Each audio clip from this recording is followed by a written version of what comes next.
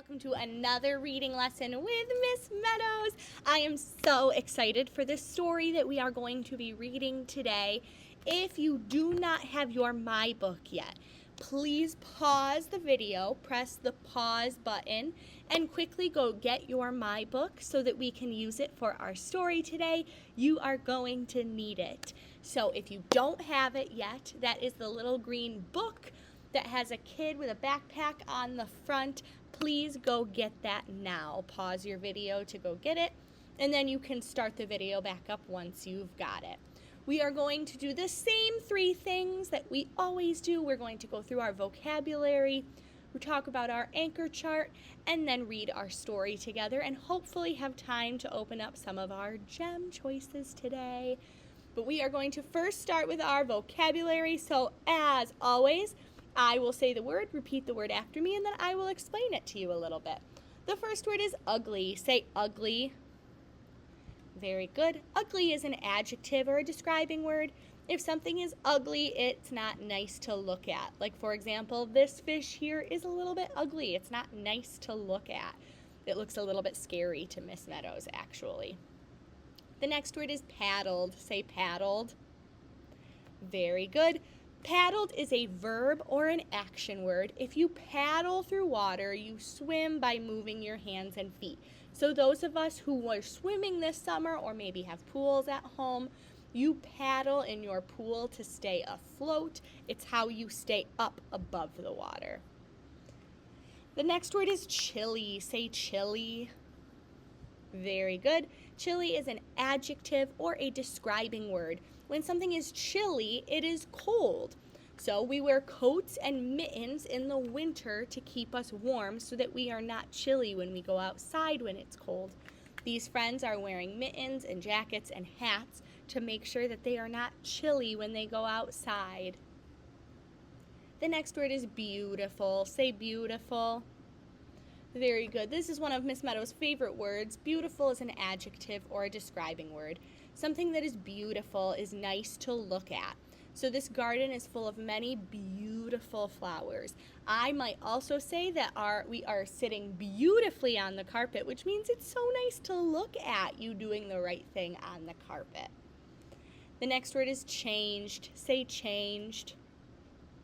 Very good. Changed is a verb or an action word. If something changed, it became different from what it was. So in this picture, we have a chrysalis that a caterpillar is in, and then it is turning into a butterfly because that caterpillar has changed into a butterfly. It turned into something different. So we are going to, you'll never guess, we have finished our vocabulary for the day. Kiss your brain.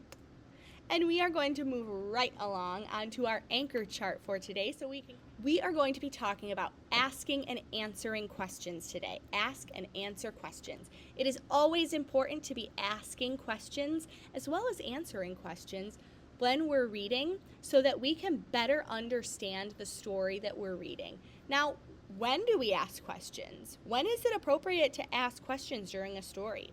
You might ask a question before reading. Just from looking at the cover, you might have questions about the story.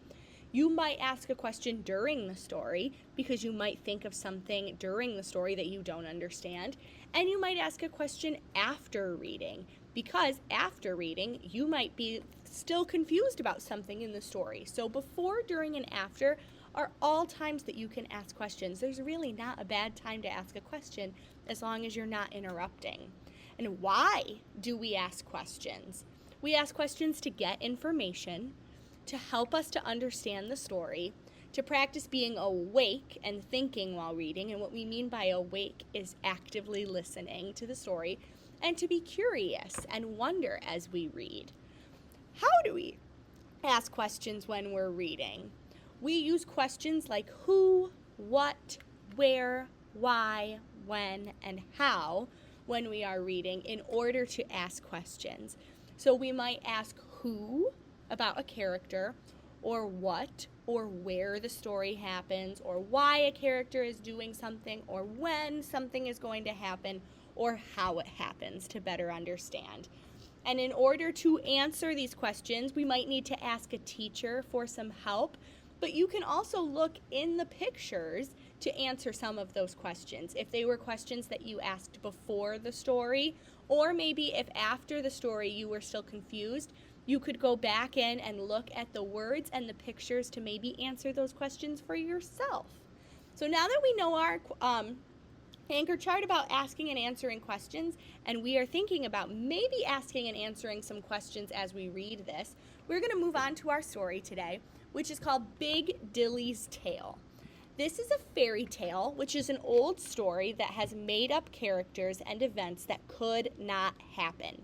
So, little spoiler, our story today is going to be about an animal that talks.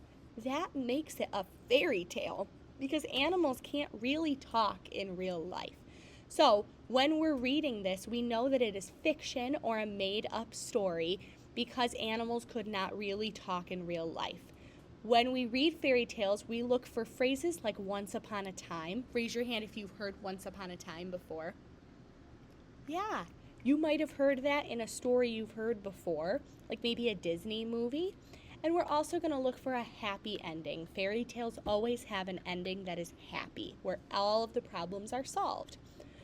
Our purpose for reading today is to ask questions before, during, and after you read to help you understand the text and get information. You're going to look for evidence or clues in the text and pictures to answer your questions. So you might be able to answer your own questions that you ask, but if you're thinking of a question that you're not able to answer on your own, feel free to raise your hand and your teacher will come around and make sure that they answer that question for you if you are thinking of something. Now, our story today, again, is called Big Dilly's Tale. The author of our story is Gail Carson Levine, and we're going to listen to a little bit of what she has to say about her story. Gail Carson Levine is an award-winning author who thinks reading is almost as important as breathing. When she wrote Big Dilly's Tale, she picked words that are just right, not too easy and not too hard. Her favorite character is Minna because she is such a good friend. Minna and Dilly love playing together in the water and splashing each other.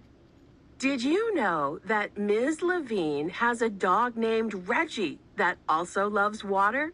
He likes to bite it. Oh boy, that made me so excited to listen to this story. I cannot wait to see what it is about. So, what I need you to do is in your My Book, find this page with Big Dilly's Tale, this picture inside your My Book. Please give this video a pause, press the pause button, and go ahead and find this page in your My Book. Do not start looking until you've hit the pause button. So press pause and then you may press play once you've found this page. If you're struggling to find Big Dilly in your book, please raise your hand and a teacher will be around to help you find it if you need help. So raise a hand if you need help, but pause the video. And I'm going to start assuming that you have found that page in your book. Our story today is called Big Dilly's Tale by Gail Carson Levine, our author who writes the words, and illustrated by Jui Ishida, who is the person who draws the pictures. Go ahead and turn your page for me. What I would like you to do is, as I'm reading, take your finger, put it up in the air just like this. And I would love it if you could place it on the words as I'm reading the words. So follow along using your finger. If you feel comfortable wanting to try and read some of the words out loud with me, that is okay. But today I am more worried about you listening and understanding what the story is about. So just take your finger and follow along in your book with me so you know when to turn the page. Our story goes like this. Once upon a time, Dilly was a big duckling with a big beak. A duck called him ugly. To the next page. His friend Minna called him cute. Dilly splashed, splat.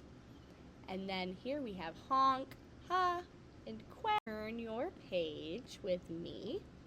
If you need to pause so you can take some more time to turn the page, you can go ahead and do that at any point if I'm going too fast in my page turning. Finger on 1 and follow along with me. One day, Dilly paddled fast for fun, but when he turned, he was alone and lost and afraid. The next morning, a chilly wind blew. Dilly wished for Minna. So Dilly is lost and alone, and he doesn't know where his friend is. What a scary situation to be in. Go ahead and turn your page for me.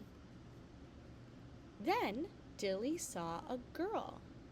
She led him to her farm. The barn was warm. Dilly found a nest just his size. He lived at the farm for many weeks.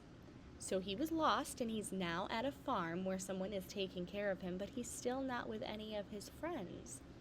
Go ahead, turn your page. If you need more time, pause the video and put your finger on when. When spring came, Dilly went to find Minna. He saw the ducks, and he saw swans. Dilly looked at himself. Oh, he saw a swan. Dilly was not a duck after all. Minna said he was still cute. Dilly grew up and realized he was not a duck at all. All of these other ducks thought he looked silly, but it was because he wasn't a duck this whole time. He was actually a swan. So if you were asking yourself, I wonder why Dilly looks different than all these other ducks, there's your answer. We found out during our story that Dilly is not a duck at all. He's actually a swan. Turn your page, put your finger on Dilly. Dilly played with the swans and Minna and the other ducks. He lived happily ever after. Honk, ha, quack, ha. And that is the end of our story for today. Dilly grew up looking different and got lost, and when he grew up and got older, he discovered that he didn't look different just because he was silly. He looked different because he actually wasn't a duck at all. He was a swan. Beautiful job listening today. If you are still confused about anything in the story, you can either ask a teacher, or you can go back in this video or back in your My Book to try and find answers in the story that you are curious about. Right now, follow your teacher's directions. Do what your teacher has told you to do when you finish this video. Follow what your teacher asks you to do, whether that is your gem choices or whether that is the choice in the book. Have fun, and I cannot wait to read with you again tomorrow. Bye, friends!